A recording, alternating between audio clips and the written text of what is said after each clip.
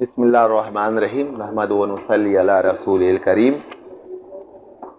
فقہ حنفی کے دو انمول رتن امام ابو یوسف اور امام محمد کا نام جو ہے محتاج تعارف نہیں ہے۔ امام ابو یوسف کا تعارف جو ہے ایک ویڈیو میں پیش کر دیا گیا ہے، وہ آپ ہمارے چینل پہ جا کر جو ہے وہ دیکھ لیں۔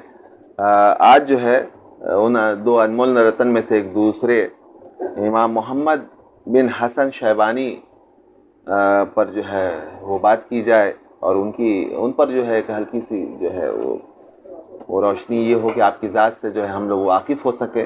اصل چیز تو میں پہلے بھی کہہ چکا ہوں کہ وہ مطالعہ کے بعد ہی جو ہے وہ کھلتا ہے، لیکن ایک تعارف پیدا ہو کہ حضرات قدسی جو ہیں یہ کس درجے کے تھے اور کیسے جو ہے ان کو امت نے قبول کیا ہے، کیوں کیا ہے۔ تو آئیے، تو امام محمد بن حسن شیبانی جو ہے ان کی ولادت 132 ہجری میں ہوئی ہے اور وفات 189 ہجری میں، مطلب قریب 60 سال کی جو ہے یہ عمر پائے۔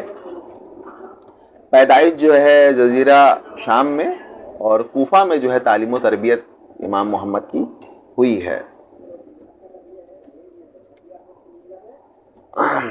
اچھا، امام محمد نے جو ہے فقہ حنفی کو پہنچانے میں امام دیکھا جائے ایک درجے پر امام ابو یوسف سے بھی جو ہے وہ زیادہ بڑا کارنامہ انجام دیا کہ روایتوں میں آتا ہے کہ 1000 سے بھی زائد کتابیں آپ نے لکھی ہیں۔ یہ اور بات ہے کہ تمام کتابیں ہم تک پہنچی نہیں ہیں، بہت سی ضائع ہو گئیں، وہ تاتاری کا معاملہ اور یہ بہت ساری لائبریریاں ختم ہو گئیں، بہت سی کتابیں ناپید ہو گئیں، مختلف وجوہات رہی ہیں، نہ دشمن، حاسدین، مخالفین، انہوں نے بھی کچھ کتابیں جو ہے تلف کی ہیں، لیکن وہ کتابوں وہ موجود ہے کہ امام محمد جو ہے صرف وہ تصنیف کا کام جو ہے وہ کرتے تھے۔ جب انہوں نے تصنیف کا کام شروع کیا، یہاں تک کہ جو ہے وہ گھر بھی نہیں جایا کرتے تھے، بہت کم جایا کرتے تھے، اور گھر کی ضروریات کے لیے جو ایک آدمی مقرر کر دیا تھا کہ ان کو ڈسٹرب نہ کیا جائے، اور وہ جو ہے وہ دن رات وہ لکھا کر بہت کم سوتے تھے۔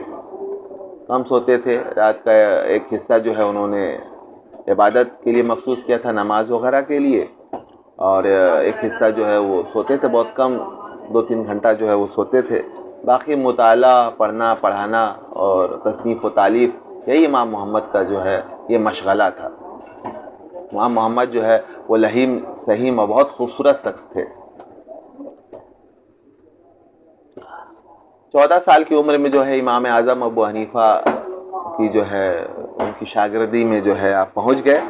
4 سال تک جو ہے ان کی شاگردی میں آپ رہے، اور پھر بعد میں جو ہے چونکہ بہت آخر میں آپ پہنچے تھے، تو آپ کا انتقال ہونے کے بعد پھر جو ہے بقیہ تکمیل جو امام ابو یوسف کی شاگردی میں امام محمد نے کی۔ امام اوزاعی، ثوری، امام مالک وغیرہ سے بھی علم حدیث میں جو ہے امام محمد نے جو ہے استفادہ فرمایا ہے۔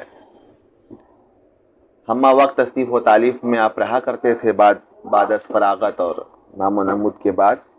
امام محمد کے شیوخ حدیث میں بڑے بڑے لوگوں کا نام آتا ہے۔ اہل کوفہ میں جو ہے امام اعظم ابو حنیفہ ہیں، امام ابو یوسف ہیں، امام ظفر، سفیان ثوری ہیں، مسر بن قدام ہیں، مطلب تمام لوگوں کا نام تو اس مختصر سے ویڈیو میں لیا نہیں جا سکتا۔ علامہ کوثری نے 130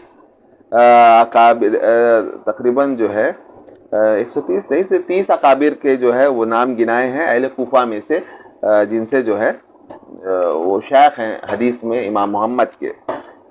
اہل مدینہ میں جو ہے وہ 17 اکابر کے نام گنائے ہیں علامہ کوثری نے، جن میں امام مالک، ابراہیم، ضحاک بن عثمان کے نام جو ہے قابل ذکر ہیں۔ اہل مکہ میں سے 8 اکابر کے نام جو ہے گنائے گئے ہیں، جن میں حضرت سفیان بن عینیہ، حضرت طلحہ بن عمرو وغیرہ مشہور و معروف ہیں۔ سفیان بن عینیہ بھی بہت مشہور ہے امام بخاری کے حوالے سے۔ اہل شام، اہل خراسان سے ہے، حضرت عبداللہ ابن مبارک وغیرہ جو ہیں وہ بھی جو ہے امام محمد کے استاد رہے ہیں۔ امام محمد کے اصحاب و تلامذہ میں حضرت ابو حفص الخبیر بخاری کا نام آتا ہے، جو امام بخاری کے استاد ہیں۔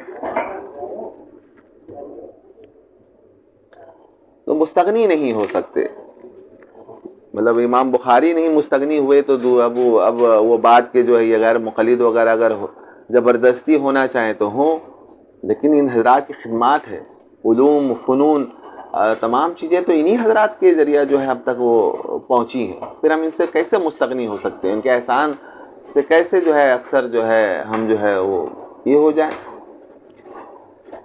بالکل بیگانہ ہو جائیں؟ ان کے شاگردوں میں ایک نام جو ہے حضرت ابو سلیمان موسیٰ بن سلیمان الجوزانی کا بھی نام آتا ہے، جن سے سیاہ ستہ کا سلسلہ مشرق و مغرب تک پہنچا ہے۔ حضرت ایک بڑا نام حضرت امام شافعی کا ہے۔ حضرت امام شافعی جو امام محمد کے شاگرد ہیں، تمام کتب تاریخ و رجال میں جو ہے یہ ثابت ہے کہ امام شافعی جو امام محمد تک پہنچے ہیں ان کی شاگردی اختیار کی ہے۔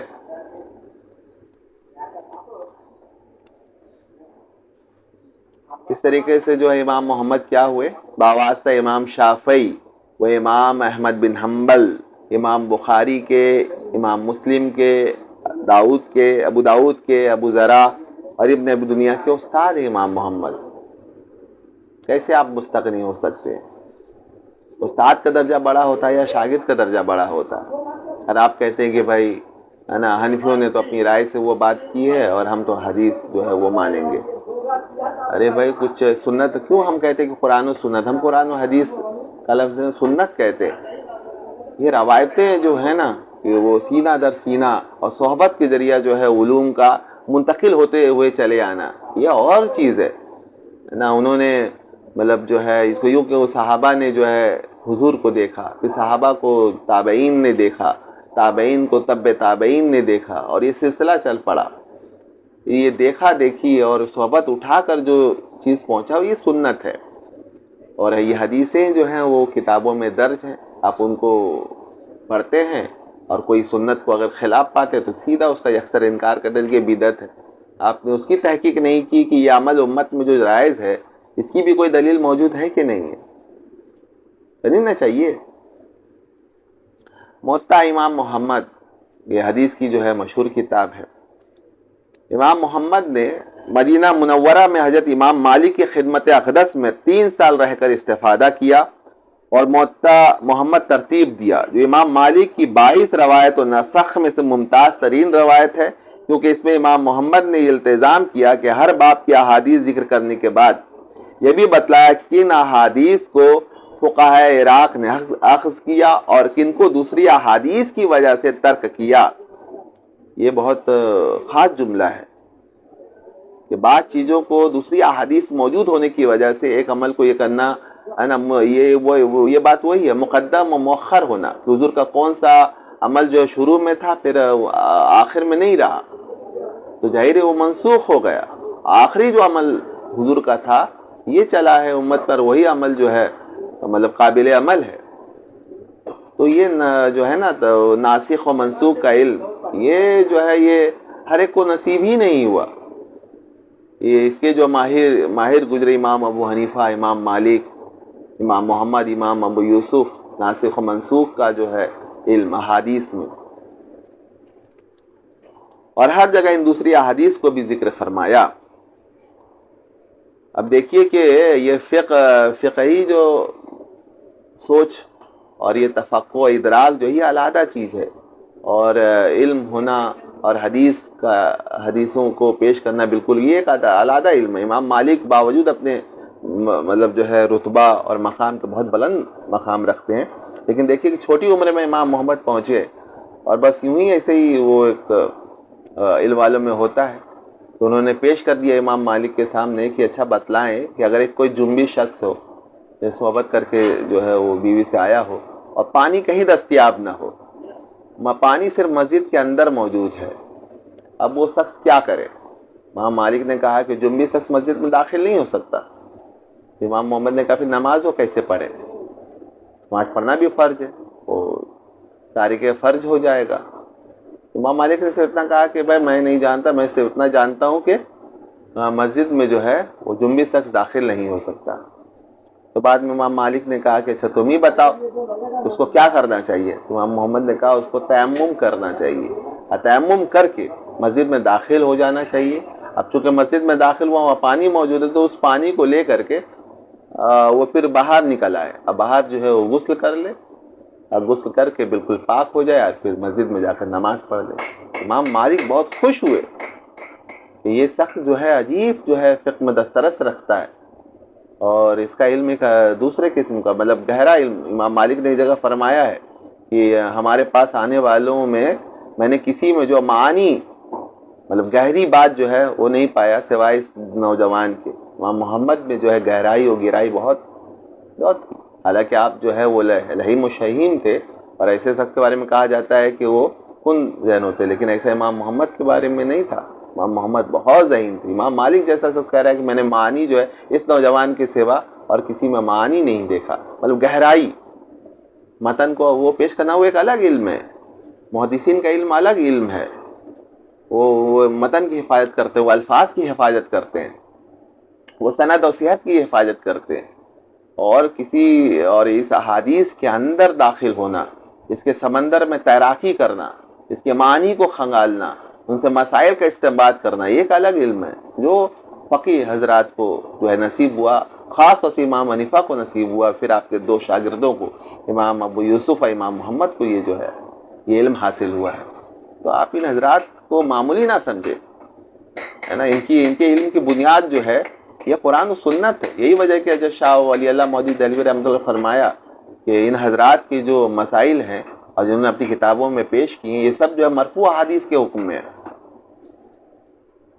مرفوع احادیث کے حکم میں۔ چونکہ اس کا کیا مطلب ہے کہ اس کو یہ نہ سمجھے کہ یہ رائے ہے، یہ کسی نہ کسی حدیث، کسی نہ کسی آیت قرآنی کا جو ہے یہ نچوڑ ہے، اور وہیں سے جو ہے یہ مسائل نکالے گئے ہیں۔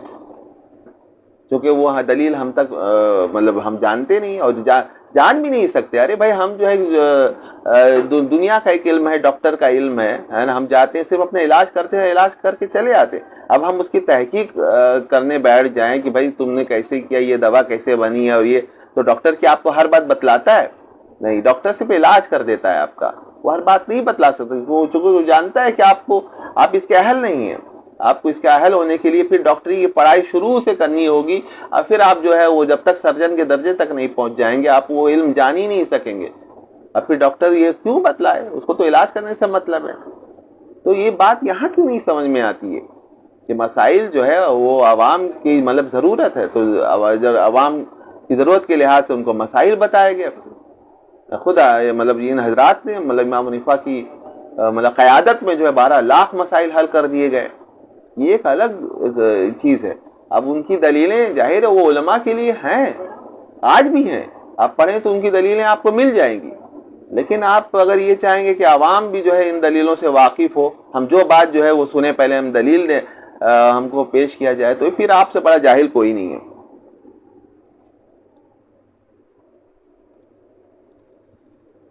اب جیسا کہ یہ کہا کہ امام ابو یوسف کے بارے میں جو ہے بہت سی من گھڑت روایتیں جو ہے منسوب، امام محمد کے بارے میں بھی ایسے ہی ہے، بہت سی باتیں ایسی کر دیں گے جس سے آپ کا کسر ثان ہو اور آپ کی شان میں جو ہے حرف آئے۔ تو یہ بہت سی کتابوں میں آپ کو مل جائیں گے۔ مخالفین نے جو کتابیں علامہ ذہبی وغیرہ نے اور ابن حجر عسقلانی، ان حضرات نے جو کتابیں وغیرہ لکھی، اس میں بھی یہ قصہ جو ہے وہ اسی طریقے سے جو ہے منقول کر دیا گیا، جس کی کوئی مطلب جو ہے وہ حقیقت نہیں ہے۔ ان حضرات کے لیے جو ہے وہ سوٹ ہی نہیں کرتا کہ ان حضرات کے لیے وہ سب باتیں درست پائی جائیں۔ انوار الباری جو ہے علامہ احمد رضا بجنوری صاحب، جو علامہ انور شاہ کاشمیری کے شاگرد تھے، اور علامہ قوصری صاحب کی کتابیں وغیرہ آپ دیکھیں تو ان تمام جھوٹے قصوں کا جو ہے وہ حقیقت جو ہے آشکار ہو جائے گی۔ دیکھیے اس طرح کی باتیں وہ شروع میں ہی تھی۔ محدث ہیں، بہت بڑے محدث، عیسیٰ ابن ابان، یہ امام محمد کی جو ہے مجلس میں نہیں بیٹھتے تھے، یہ علم کے پہاڑوں میں سے ایک پہاڑ تھے یہ عیسیٰ ابن ابان، حافظ حدیث بھی تھے۔ ایک دن کوئی ان کو لے کر کے جو ہے وہ جو ہوتا ہے دوستوں میں کہ چلو چلو چلو امام محمد، اب وہاں پہنچے، ٹھیک ہے، تو امام محمد نے پوچھا کہ ارے بھائی ہم سے ناراضگی کیوں ہے، ہم کو کیوں، کس نے یہ بات کہہ دی کہ ہم حدیث کو نہیں مانتے اور حدیث کے منکر ہیں، اپنی رائے سے بات کرتے ہیں؟ تو یہ عیسیٰ ابن ابان نے کہتے ہیں کہ 25 ابواب حدیث میں سوالات کی امام محمد سے، امام محمد جوابات دیتے جاتے تھے، ہے نا، اور جہاں وہ جو احادیث منسوخ تھیں ان کے نسخ پر بھی دلائل جو ہے وہ شواہد جو ہے آپ بتاتے رہے، وہ سن کر دنگ رہ گئے۔ یہ ایسا شخص جو احادیث کی سند صحت کے ساتھ ساتھ اس کی مطلب ناسخ و منسوخ ہونے پر بھی دلیل رکھتا ہو، کہ کس درجے کا جو ہے یہ شخص ہے۔ وہ متاثر ہو گئے عیسیٰ ابن عبان محدث ہونے کے باوجود۔ اور بعد میں یہ ہوا کہ امام محمد، بعد میں انہوں نے کہا کہ بھائی آج جو ہے میرے امام محمد نے ایک ایسا جو ہے پردہ میرے قلب سے ہٹا دیا ہے کہ اب مجھے وہ سچائی وہ اب نظر آنے لگی، میں پردہ پڑا ہوا تھا۔ اب بعد میں یہی ہوا کہ عیسیٰ ابن عبان جو ہے وہ امام محمد کے وکیل بنے، اور آپ کی بہت سی چیزوں میں جو ہے وہ رد، اور اس میں جو ہے دوسروں نے جو لکھا اس کی رد میں عیسیٰ ابن عبان نے کتابیں لکھی۔ امام محمد کی کتاب ہے الحج علی اہل مدینہ، تو اس کے راوی یہی ہیں عیسیٰ ابن عبان، جو پہلے مخالف تھے۔ اس طرح کی بہت سی شخصیتیں آپ کو مل جائے گی تاریخ کتب و رجال میں، کہ پہلے وہ امام حنیفہ، امام یوسف، امام محمد کے وہ مخالفین میں تھے، جب قریب آئے، جس میں ایک نام حضرت عبداللہ ابن مبارک کا بھی ہے، جب وہ قریب آئے اور جانا تو معلوم ہوا کہ ارے یہ تو افواہ اڑائی گئی ہے ان حضرات کے تعلق سے۔ یہ سب مل جائیں گے، لیکن اس کے لیے ضروری ہے کہ کچھ مطالعہ کیا جائے۔ کہا کہ امام مالک فرمایا کرتے تھے کہ مشرق و مغرب سب طرف سے لوگ آتے، لیکن معنی میں نے اس نوجوان میں دیکھا۔ امام شافعی جو امام محمد کی شان میں فرماتے ہیں، میں نے کسی کو نہیں دیکھا کہ جب بات کرے تو اس کی کمال فصاحت و بلاغت کی وجہ سے ایسا معلوم ہو کہ قرآن مجید اسی کی زبان پر نازل ہوا۔ اب بتائیے، امام شافعی جیسا شخص جو ائمہ اربعہ میں شامل ہو، وہ امام محمد کے قصیدے جو ہے وہ گن رہے ہیں، قصیدے گا رہے ہیں، ایسے ہی امام شافعی کسی کی تعریف یوں ہی کر دیں گے؟ تو ہم لوگوں کو جو ہے تھوڑا تعصب سے اوپر اٹھ کر ان حضرات کے بارے میں پڑھنا چاہیے۔ ان حضرات کا کیا یہ مقام کیوں ملا کہ امام شافعی اور امام مالک جیسے جو ہے اشخاص جو ہے ان کی تعریف و توصیف فرما رہے ہیں؟ کچھ تو بات ہوگی بھائی، یا بالکل جو ہے آپ جو ہے وہ عقل کو کہیں چھوڑ آئے ہیں۔ لیکن عجیب بات ہے کہ اب دیکھیے محدثین نے اتنا علو مرتبت ہونے کے باوجود امام محمد کو بھی جو ہے وہی ضعیف قرار دے دیا۔ اہل ذرا کا جو جس طریقے سے ہے وہ کسی پر بھی جو ہے وہ چلا دیتے ہیں۔ ان کو تو زیادہ تر جو ہے جو فقیہ لوگ ہوتے ہیں نا، تو محدثین کا ان سے ایک عجیب طرح کی ایک چشمک چلتی ہے کہ ان سے حدیثیں نہیں لینا ہے، اور یہ ایک الگ معاملہ ہے علوم کا، الگ محدثین کا علم الگ، یہ ایک الگ فن ہے، علم تصوف ایک الگ وہ ہے، اور ظاہر ہے علم الفقہ جو ہے وہ الگ ہے، یہ سب کا میدان الگ الگ ہے۔ تو محدثین جو ہے اس کا فائدہ اٹھاتے ہوئے ان فقیہ حضرات کے جو ہے ان کی روایتوں کو نہیں لیتے، خاص طور سے حنفیوں کو جو ہے بالکل نظر انداز کر دیا ہے۔ حافظ ذہبی نے بھی اپنی تذکرۃ الحفاظ میں امام محمد کو بالکل نظر انداز کرتے ہیں، لیکن اس سے کوئی فرق نہیں پڑا، کیونکہ جن کو اللہ بڑا کرنا چاہے نا تو آپ اس کو چھوٹا کر نہیں سکتے۔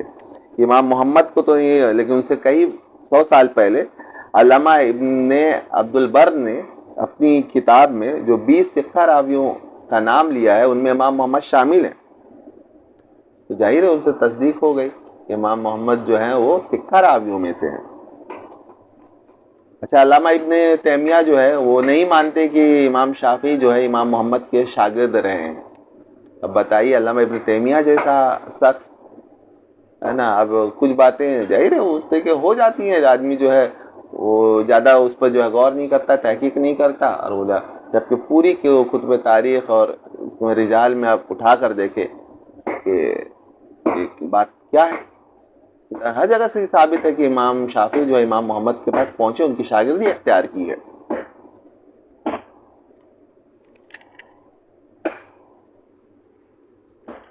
تو یہ تھے یہ حضرات، تو ہلکا سا جو ہے ان حضرات کی جو ہے شان میں وہ تعارف میں جو ہے وہ کچھ باتیں جو ہے پیش کی کر دی گئیں۔ اس کو جو ہے یہ مکمل نہ سمجھے، یہ بالکل جو ہے ان حضرات کی شان میں بالکل ایک نقطے کے برابر یا ایک بوند کے برابر بھی وہ میری باتیں نہیں ہیں جو ان حضرات کی شان میں جو ہے وہ میں نے وہ پیش کی ہیں۔ یہ بہت بڑی شخصیتیں ہیں جن پہ جو ہے دفتر کے دفتر لکھ دیے جائیں تو ان کی باتیں ختم نہ ہو. ان کا علم جو ہے، ان کے علم پر بات تو مطلب آپ کریں تو کئی 100 جلدیں جو ہے وہ مرتب ہو جائیں اگر ان کے علم کی ایک ایک چیز جو ہے اٹھا کر وہ دی جائے.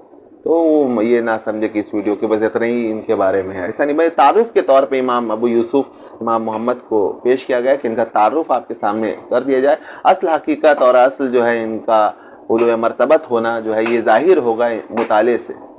ہم سب کو اللہ تعالیٰ جو ہے گہرا مطالعہ کرنے کی توفیق عطا فرمائے. آمین یا رب العالمین.